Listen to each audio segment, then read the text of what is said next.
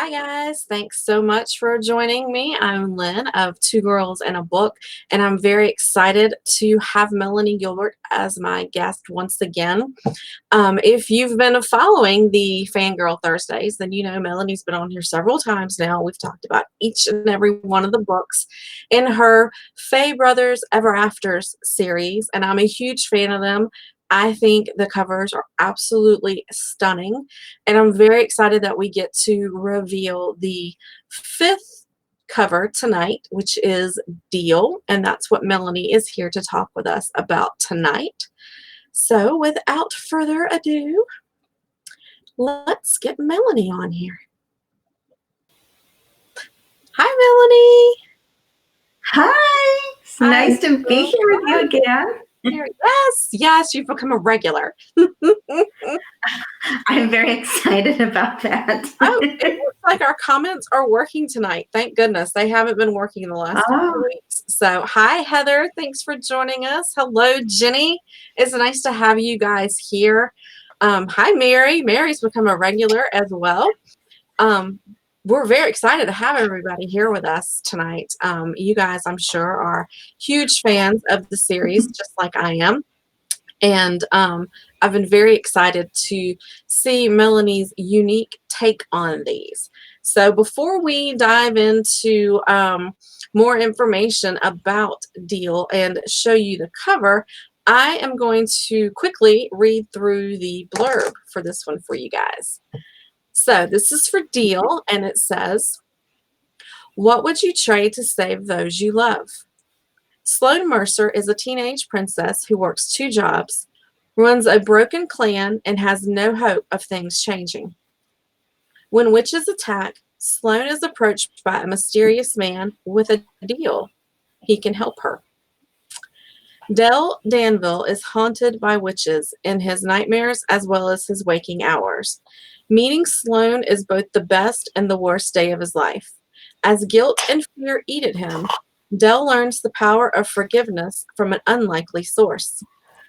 The witches have new allies, and the time for revenge has come. Will the Danvilles and their new allies be strong enough to stop their most powerful enemy yet?"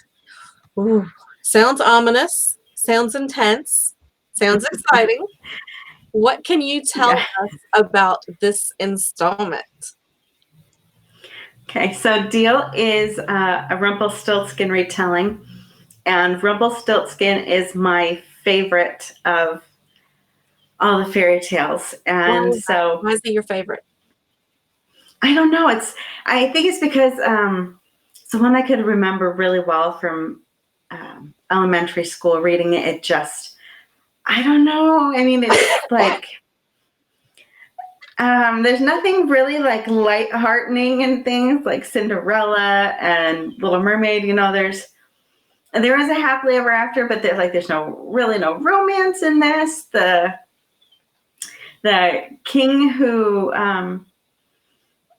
is in the story who wants the miller's daughter to spin gold, he's really greedy and stuff. I mean, there's nothing that is like amazing about this fairy tale. It's just my favorite. I don't know. It was just like the name. I still can't spell Rumpelstiltskin, by the way. Oh, I have no idea, and I'm not sure I could say it correctly either, which is why I was going to let you just roll right off with that one. So yeah, I was looking for a way to wrap up the series, and I knew it would need to have like this pretty awesome ending, and I couldn't, for the life of me, think of all the other ones are princess retellings, and I couldn't think of a princess retelling that would end the story. I mean, it's like, you know, the end is the epic battle between Fae and witch and stuff, and it needed to be epic, and everything is going through, and I'm just like, I've got to read an arc of this one, and I have to say, in this series, each book got better. And I didn't think that was possible, but it did. The stories got bigger, the battles got more epic, the villains got worse, which was really saying something, because they started off up here, way up here already, and then you took them even higher. And I thought, wow, just when I Mhm. didn't think there was anything else that this family could endure, you found it and you threw it at them. I push them so hard, but they are all stronger for it and they are closer for it. What can you tell us about the story without giving it away? Okay, so like the blurb said, so if you've been following this series, there are 6 Fae clans, and Danville is one of them. The main one where all the guys are coming from, and along the way you pick up different clans. And this book picks up the Mercer clan. And after the major epic battle, a few hundred years prior to these books starting, Mercer had been the smallest clan before the battle with the witches, and they have been reduced to a total of 5 people. To give you like relations, like Danville's a couple thousand people. And they're broke. They are just trying to stay alive. Saying they're broke is underestimating their situation. These people, this family, I mean, they're basically, they're like just a step above being homeless. They're probably in the poverty Yes. range. I mean, it really is. It was Yes. heartbreaking to read the beginning of their story. Yes, I feel really bad, and the only reason I could get through writing all of that, like the hardships and stuff that they have, is the fact I knew she would end up with Dell, and Dell would take care of her, and he's already going through some really hard stuff. In Poison, Dell gets put through the ringer, and you don't get to see a lot or know a lot about what happens to him. You get to see his reaction to stuff after the fact and things, but Dell's pretty emotionally, he's got some baggage going on. And Sloane's a perfect girl to help. Out of all the brothers, he feels more than anyone else does. He's just, which, I mean, he has a lot of trials and tribulations that he's gone through, but he seems more in tune with his inner self, in tune with his emotions. And so you really feel that come through in your portrayal of him as well. Yeah, I mean, writing his first chapter in the book, it kind of, I felt kind of crazy writing it because it's just unlike any other chapter I've ever written. But Dell's exhausted. He's having nightmares and things, and he's really like kind of almost falling apart.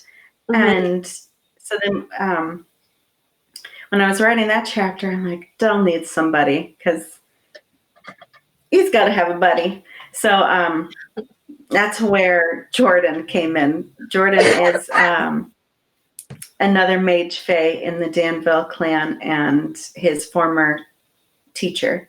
And so I'm like, he Dell needs somebody to help him. So you really get to see kind of like a different bond between Jordan and Dell that you haven't gotten to see in the other books before. As Dell deals with his jealousy of Jordan. So now I noticed there on your bookshelf some rather stunning looking covers. What can you tell us about those? Yeah. So those are the 4 that I have so far. Starts with Midnight as the first one, and then Enchanted, Captive, and Poison. And gosh, I really love having them like to pick up. Captive and Poison just came in the mail. I haven't even done a reveal for them. So here you go. So, oh my gosh, it's just like stunning to like look at. My favorite cover. Me too. My favorite cover. And I mean, it's just like gorgeous. And so I just like love having it in my hands and flipping through it, and it's just wonderful. So yes, they're my pride and joy up there. Well, they look fantastic. So what do you say we show everybody what the 5th book looks like? Yes, let's do that. Ta-da!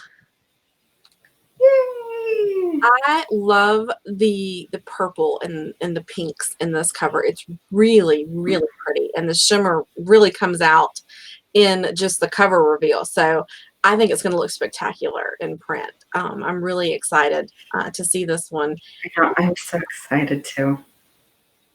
So you I guys, know, I'm so excited.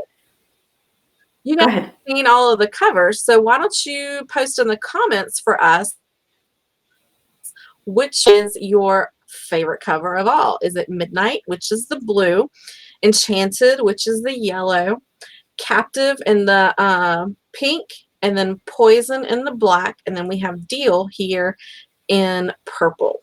For me, it's Poison. I love that cover. Of course, Snow White's one of my favorites. I've even dressed up at her as Snow White a few times, so she has a special place.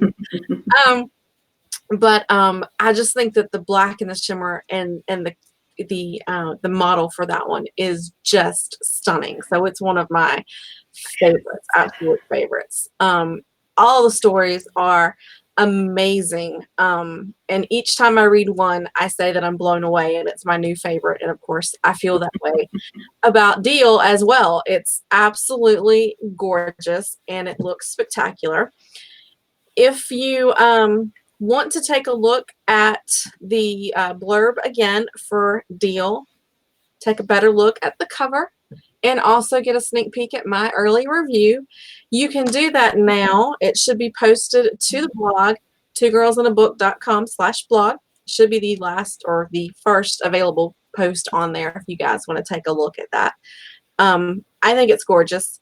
It's one of my absolute favorites. So let's see.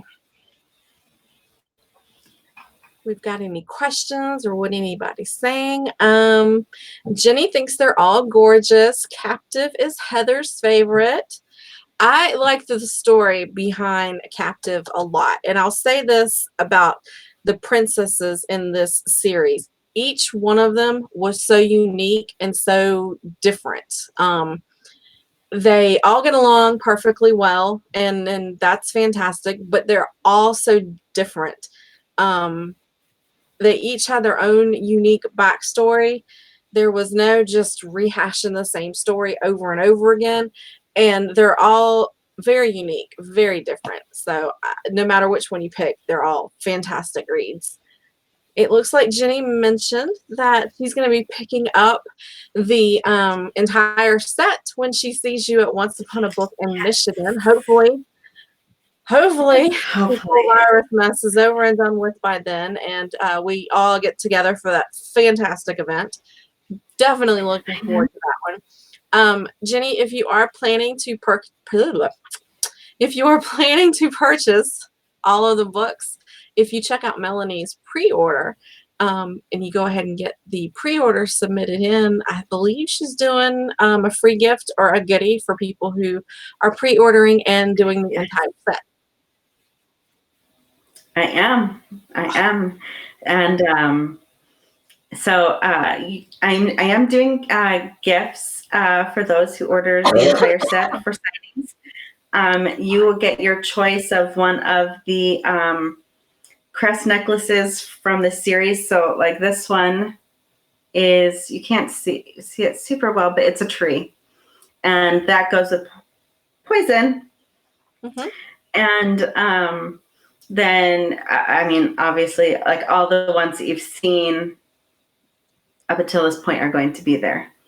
Even Danville will be there.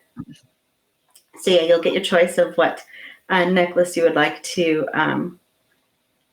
have of the Danvilles. So it's rather exciting. Also, I do want to say, I know a few people here helped me during my first character creation. We created Cohen. And I remember that. yes, so Cohen is in Deal and almost takes over the book. I swear, He like is a my third of that book character. belongs to him. Yes, I really enjoyed writing him. Like Poison, Deal is a 4-person point of view book. I worried doing so many people, but to really, I felt like to understand everything that was going on in both Poison and Deal, you really needed to get all sides of the story. Mm-hmm. And to be able to, because I like in this series that the reader gets to watch what happens on the bad side. And you get to see something's happening and what are the good guys, what are the Fae going to do about it and stuff. So I've liked that about the whole thing. So that's been fun to write. I'm not ever probably going to write a book in that many point of views again. It's not just like, I mean, there are so many chapters. I mean, the witch chapters are always really short. Uh-huh. But then when I go to make the headers, it's like, oh my gosh. There's 47 Chapters are chapters. some of my favorite because you don't really get to, there aren't a lot of books out there that are written from the villain's point of view. So it's kind of nice to see what's going on in their head. And it's also kind of cool to see that you stretch as a writer because you're not just focused on the frou frou princess or the knight in shining armor. I mean, you looked at all of it and you made them as gritty as you could, but clean at the same time, if that makes sense to you guys out there. And they're great reads for young adult teenagers, 20 somethings, 30 somethings, 40 somethings.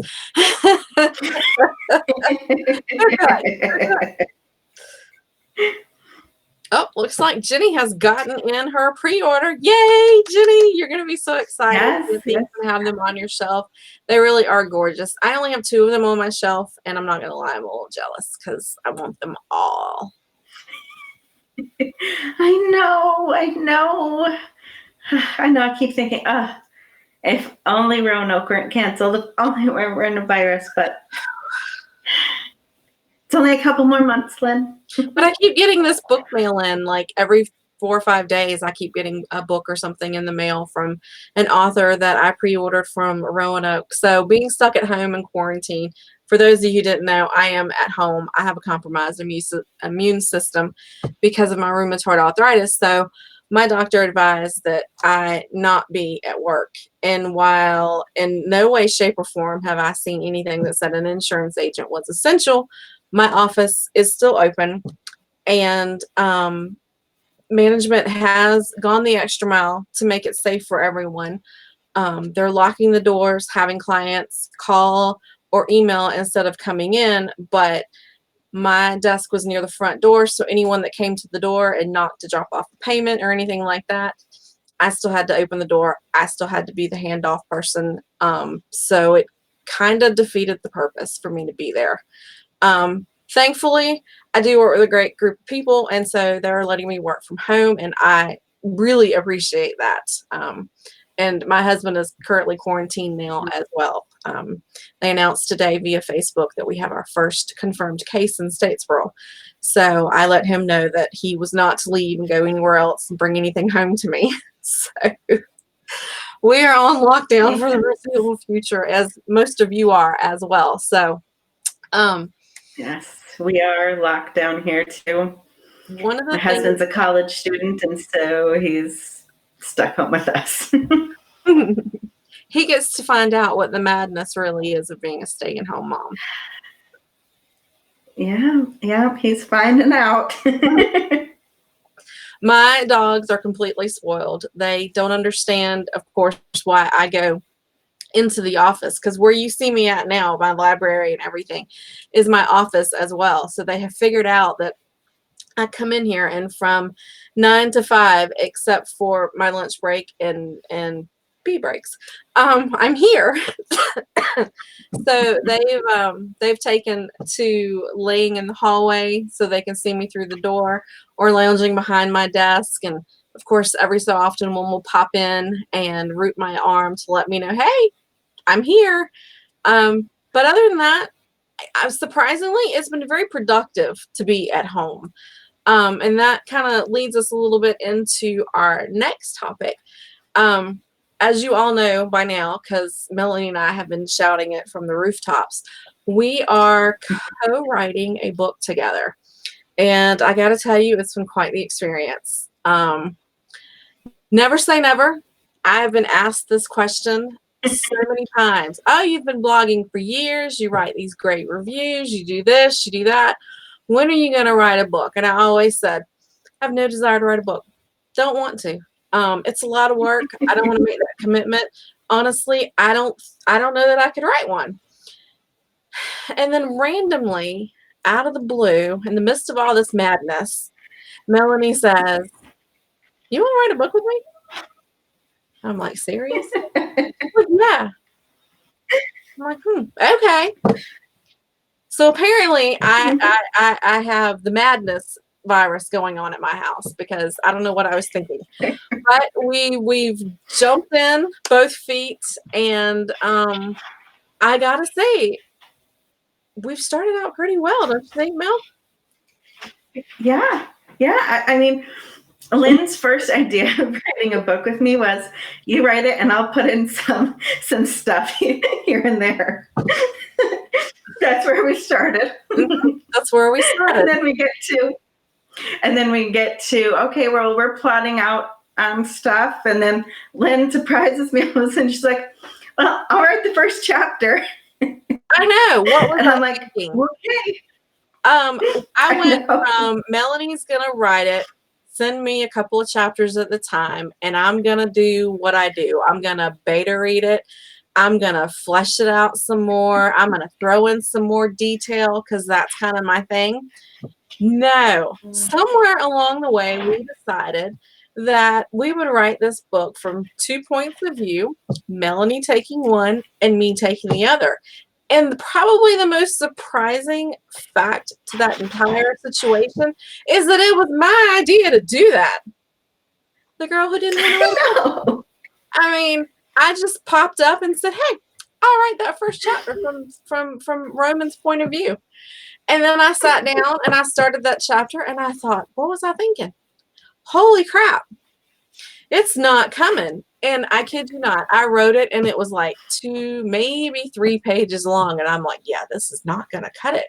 So I messaged Melanie and I'm like, how many pages does my chapter have to be? She sends back 5. Like, holy crap. Where am I going to get 5? Can I be 5 pages in this chapter? So that's where the whole fleshing out came about. And I thought I was a detailed person. No, I'm not. I can read someone else's work and tell them that they didn't put something in, or that they said that the person has green eyes in the first chapter, and in chapter number 10, suddenly their eyes are blue. Or that they came out of the shower with a towel wrapped around them, and then the next thing you know, they're sitting at the dinner table eating. Well, when did they get dressed? But apparently, I don't write that way. So the first chapter was really interesting. I went to bed that night, and I thought, what have I done? And I dreamed and thought and tossed and turned with the opening for that first chapter all night, and messaged Melanie the next morning, and I'm like, how do you do this on a daily basis? And what did you tell me? Get used to it. Yep, pretty much. Just told me to get used to it. It's just This is your life now. Have fun with it. I admit that first chapter is the hardest thing I ever had to write. But once I wrote it and I fleshed it out and we had someone take a look at it and read it again and put fresh eyes to it and rip it to shreds and send it back to me, I wrote it again and I said, okay, I like this one. And I'm praying it doesn't get ripped apart. But I have to say we're 4 or 5 chapters in, and it's flowing now. I think we've kind of found our groove. I think it was just a matter of getting the opening down and going from there. The opening is always the hardest. It's like you have to try to catch the reader's attention, keep their attention, and pull them in. And you've only got so much time to be able to do that. And then you have your plot, but it's like, well, where do you start it? Where's the best spot to start it in all of this? Mm-hmm. And so when Lynn's like, I'll read the first chapter, I'm like, fine by me. Yes, but she did tell me. I have since recanted and said, if this does turn into a series like we think it will, and it turns into a trilogy, I will not be volunteering for the first chapter again. So we'll see how that goes. Because that was. Yes, I do have that coming. Well, I didn't think about it at the time, but you're right. So much goes into that first chapter. You've got to capture audience's attention, but you can't give them too much information or completely give your plot or storyline away. And so there's a fine line between getting it started, getting enough detail and meat behind it to not ruining it at the same time. Mm-hmm. So it was a challenge. I'm glad I did it. I have to say, we really aren't that far into it. I think we're 4 chapters in, maybe.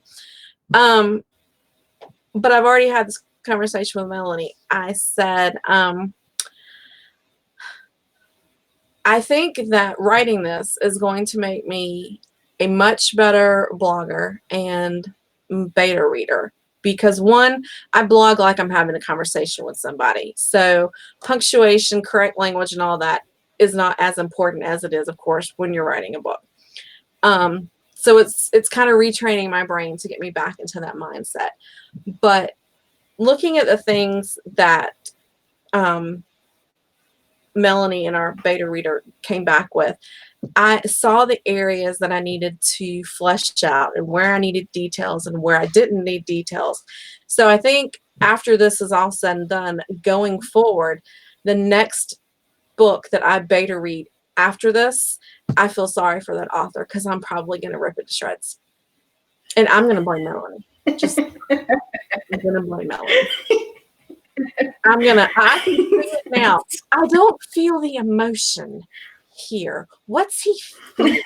What are his facial gestures? What is he doing with his hands? And I'm like, well, it all makes sense in my head. I see it happening, don't you? And she's like, but the reader doesn't.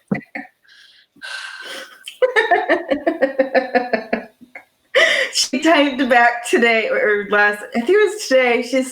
She typed back a comment. I can't remember what exactly. Oh, she's like, this is the 3rd time he's this. He should be a little bit angry by now. Yeah.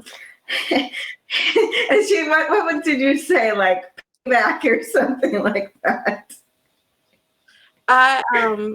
He did something, and I said, I asked you what he was feeling and what his emotions was, and then in parentheses I put payback and a big smiley face because And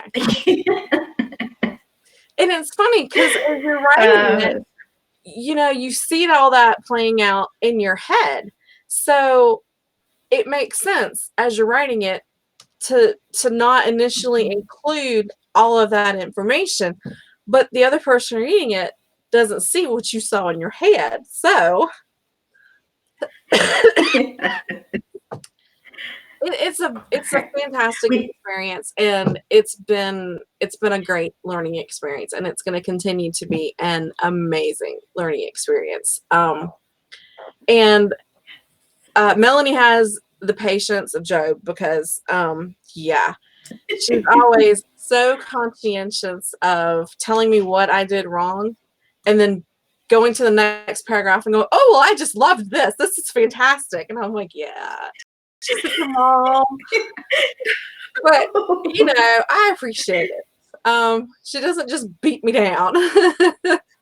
But we've had so much fun with this. And, oh my gosh, having to create this whole new persona for social media and have more pages to keep up with so that I can be all professional and all has just, it was overwhelming yesterday. I finished up doing all of that. I turned off all the social media and I'm like, Melanie, I have to go to bed. I'll talk to you tomorrow.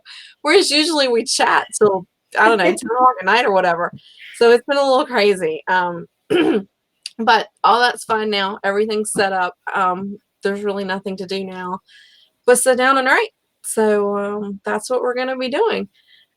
So I got off on a whole nother tangent talking about that. Just wanted to let you guys know what was going on with that and how much fun Melanie and I are having with that.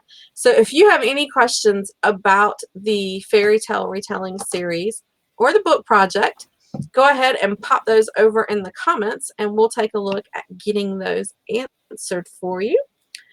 Let's see. I know Jenny did ask how much is the price for the entire $5.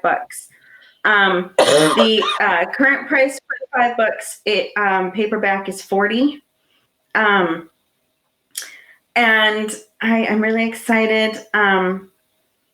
I just got the cover for the prequel. So there is going to be a prequel to these. It is Pierre and Patrina's story. Mommy and Daddy Danville. I knew I wanted to do one, but I wasn't sure what I was going to do.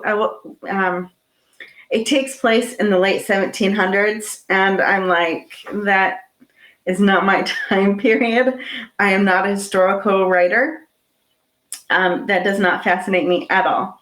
And so it kind of, I put it off and stuff and got through deal. And I'm like, they really need their story. I knew what fairy tale I was going to do for them, but I didn't want the history. But sorry, history nerds. I might have slaughtered the late 1700s. However, I will say that they are fae. So they are a little bit different. So anyway, it's different from the novels. It's a novella, as like 1/3 the length of the novels. And so it's really nice and short and you can just breeze through it. And yeah, it's done. I'm going to get a pre-order for that and that'll come out next month. The reason I'm bringing that up is the book bundle might be changing. Well, it is going to change. So it'll be, I believe, $45 for the bundle of 6 once that one's ready. And those who have, I've had a couple pre-orders. Those who pre-order it before I get the 6th book added to it will automatically just get the 6th one to go with it. All the more to hurry and get those pre-orders in. Yes, because like I said, I just got the cover for it and it's coming out next month. So I'll be adding it as soon as I can. So if you have pre-orders that you want to put in, now's the time to do that because it'll be, it's only bumping up $5 probably. I haven't, like I said, I haven't priced it out yet. I haven't gotten everything uploaded, but I'm aiming for $5. Enough to cover the cost of the book, at least. So yeah, it'll be going up, but you'll get another book. But again, it's $40 now, and you can get that extra book. Jenny is looking for your pre-ordered link. So if you will grab that and put it in the comments for anybody who wants that. Yes, I will go grab that. I'm over the bronchitis, but y'all know how it is. That cough, it just lingers, and it's worse at night.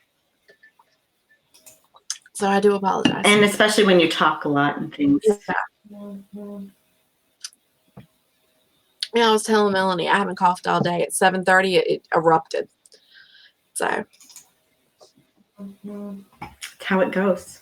So anyone who hasn't started the series, who doesn't know who Pierre and Petrina are, what can you tell us about them? How do they fit into the overall story so far? Yes. So Pierre and Petrina, again, like you don't get their story until now, but they are the Pierre is the prince of the Danville Fae clan, and he is the CEO of Danville Corp. He's just like Petrina is his destiny, which is like your soulmate, Fae soulmate. They are the ones who are raising the 5 boys from these fairy tales. They are not their biological children. Different circumstances led to them, most of them orphaned or have one parent who is not around. And so because of their destiny marks, the boys, they were placed in Pierre and Petrina's care. So they were raised with them. They're the leaders of Danville clan, and Pierre kind of is helping the princesses get through their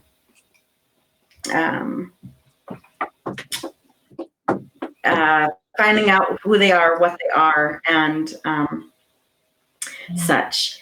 So sorry, I'm trying to copy and paste this thing over, and it's not letting me. So I'm going to go onto my phone and do that. But anyway, so Pierre and Petrina, I left little clues along the way in some of the books about their early relationship, and I left deal open enough that you would be kind of curious about their relationship there. And I knew I needed to write it. So I did. And yeah, it's good. You get to see, it happens around the time of the epic battle between the witches and Fae. You don't get to, I'm going to close my mouth. It happens around that time. So, yeah. So Pierre and Petrina are basically mom and dad of the boys in these fairy tales. And I've really liked writing them, getting to know them, how they evolve over the story and things. And yeah, it just was really fun. So I knew I needed to do something for them. So I did. It was sooner than I was thinking I would, but that's fine because really it needed to come out. It was wanting to, and so I did. So all right, the link should be in there now. So okay. So pre-order link, if you click on it in sorry, I get distracted when I'm like trying to get that link up, and I'm just over here yabbering. No, but I did just get the cover.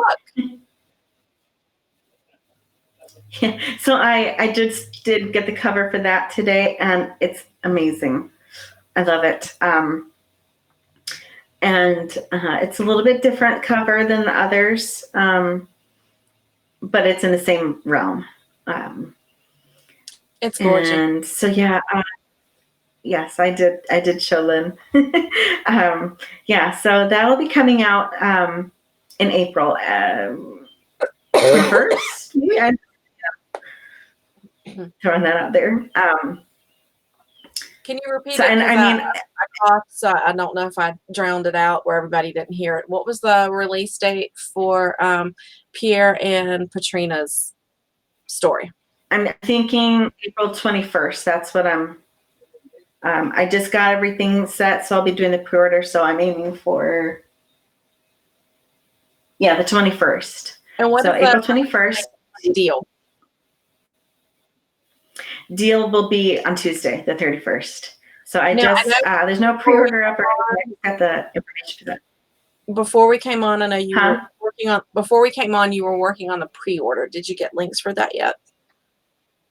No, because I just got the last piece of information like 10 minutes before we went on. So that will be up to everybody. No. So I will be working on that when we get off tonight, and so the pre-order link will hopefully be good come tomorrow. We'll see. But I have to definitely get out on that. It took a little bit to get some of the information that I needed to do it, and so I'm like, I want it out.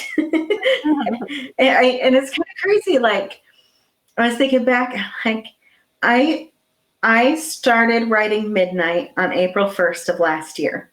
Oh, wow. And I can't believe, I know. I'll 6 books almost out, and they're all done almost a year to date. And I mean, okay, that sounds, fast. I mean, I've been releasing them since August. Congratulations. Thank you. And then I also wrote and released Fire. Mm-hmm.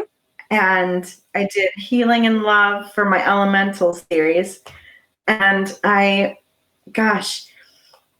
it was so stressful because I had 2 series coming to an end. 6 books in 1 year?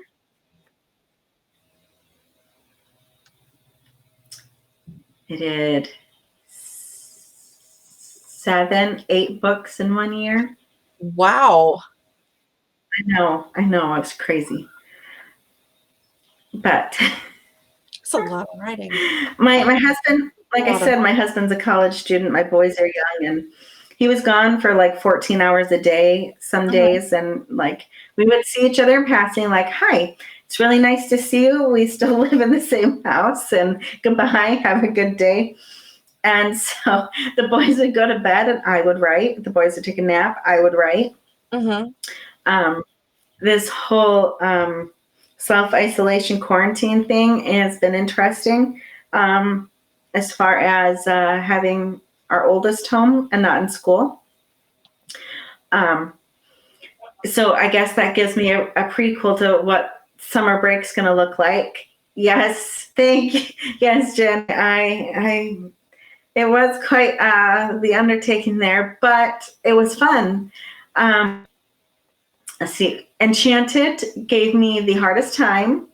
I restarted that one like 3 times. Which is, I mean, a Fire, though, I think it was like on number 6 by the time that start finally worked. The book I'm working on right now that is not the one with Lynn, but a different one, it's on its 4th start. So I don't feel bad because I don't like it. We only went through 2, and technically it wasn't a restart. We just pulled some stuff out of the chapter and kind of reworked it a little bit. So I don't know that you would necessarily call that a restart. So I'm feeling pretty good about that chapter now. Yeah. So my problem is, some people say just start writing and keep going, but I say if I don't like it, it's not happening. But I had Fire before I wrote Deal, because, like I said, I had 2 big series coming to a close at the same time.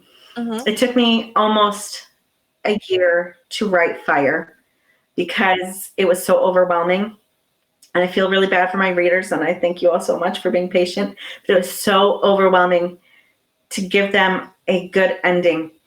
And I got the same. I wrote that one first, so I felt like I could write Deal. but I got the same reaction. I think from Fire that I did from Deal. Like, oh my gosh, like, wow. And I mean, it was so fun to write that one because I just like, where's the stuff coming from? I don't know. And so, I mean, even Deal was like, I don't know what half this stuff is coming from. You characters are just like, yeah, they point the way. So, All right. yeah. If you guys have any questions for Melanie, go ahead and get those posted over there in the comments. I'm going to stroll through quickly to make sure we haven't missed anybody. Come over there now. You're not funny. Sorry. It's the husband.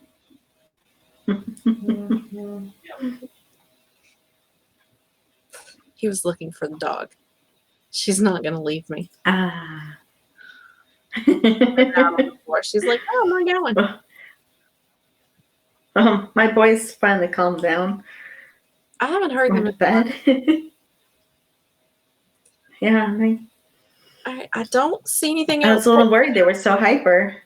I'm going to check on my phone real quick just to make sure that we're up to date on the messaging and that we're not missing anything, because sometimes it's a little goofy. No, it looks like everything has come through. That's good. All right, then. Well, I guess we're going to go ahead and wrap things up for tonight. I'm going to pop this cover back up here for you guys one more time. Again, you can go to the blog and you can check out the blurb is up again along with the gorgeous cover. And you can take a look at my early review. And just as soon as the pre-order links are available, that information will be updated on my website as well as on the Two Girls and a Book page. If you haven't already done so, make sure you go to Melanie Gilbert Author and like and follow, and go to Lynn Shaw Author and like and follow. You can find us on all social media under those names. I'm on Instagram as well, and so is Melanie. Instagram's being finicky, and it's letting me like and follow 10 pages at a time, and then it tells me to slow my roll. And it's never done that before, so apparently that's a new feature. So I haven't been able to follow a whole lot of pages, and I haven't posted much on there because, again, I just started it yesterday. So if you're on there, send me give me a like and a follow so it'll pop up and I can follow you back, and maybe they'll let me, maybe they won't. We'll see. But again, thank you so much, Melanie, for joining us tonight and sharing this gorgeous cover with all of us. I love it. Thank you. And just as soon as we have the pre-order, we'll be back to update everything for you guys. Good night. Thanks, guys. Night.